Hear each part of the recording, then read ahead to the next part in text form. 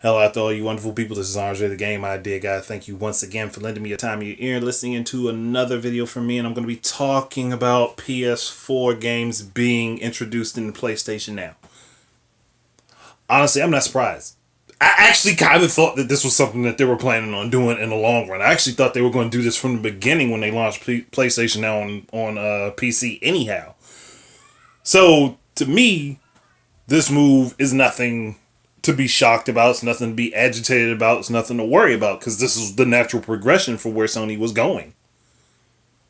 To me, I'm not most people. Most people probably didn't think about this. They was just like, oh, cool, I can play my PS1, 2, and 3 games on my PC legitly without having to use an emulator. Even though if you actually have your own games, like the disc, you can play legitly on an emulator on PC anyway.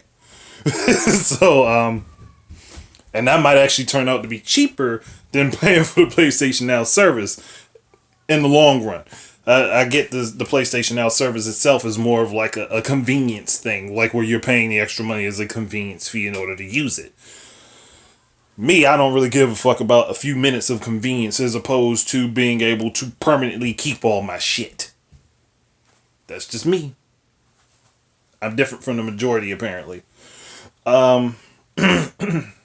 But I don't know what I really want to say about this. It was just that I knew that this was the direction that Sony was going. It's not something to shock me. It's not something I'm going to cry about. Like, cause either way, you're still paying Sony in order to use this shit. Just like if you're playing playing games on your PC, playing your Xbox One games on your PC through streaming from your Xbox One, you still had to buy the Xbox One in order to do that. No matter what you're saying, hell, you still had to have the Xbox One. You had to have it. And you had to have it set up on your network. Meaning you had to pay for it. You had to purchase that shit. That money had to go some way somehow. Microsoft had to get money for that console. Whether you purchased it brand new or it was purchased by somebody else, because Microsoft already got their money for the console. But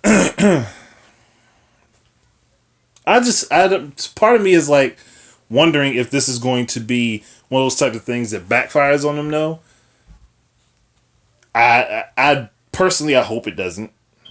But when I look at it, I'm like, PS4 sales have been pretty damn good. They have been very good as of late.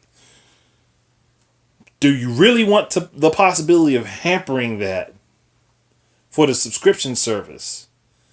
And maybe in the long run, it might be better off for them. It might be. Like, if they can get people pumping money into the service and they don't have to shell out as much money to put out hardware, it might be better for them in the long run.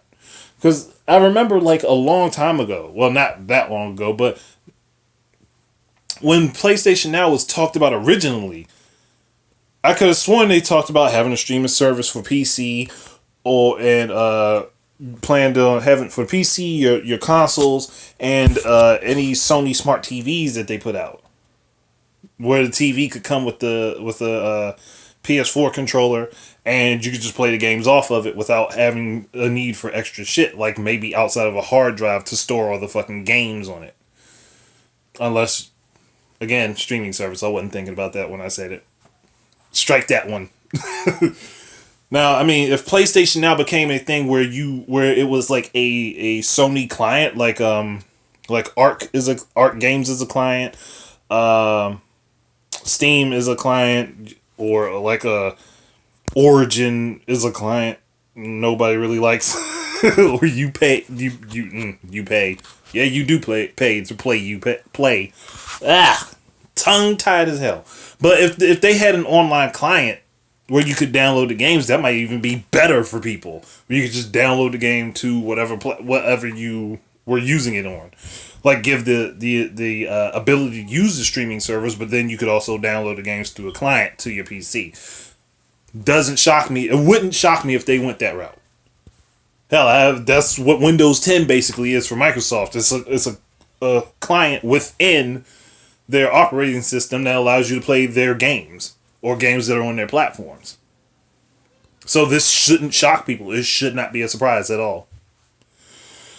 It's just one of those things. I just kind of foresaw it, so I'm not really upset about it. I guess you could say I'm more just like nonchalant about it. It just doesn't really matter much to me. But it does open up the opportunity for me personally to just avoid purchasing a PS4 if they put games on the service that I actually want to play. I could just pay for the service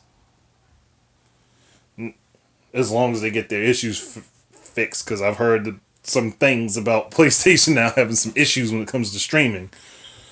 But I have a PC in my house that is capable of running the shit itself. So I don't necessarily need a PlayStation 4 if I can avoid it.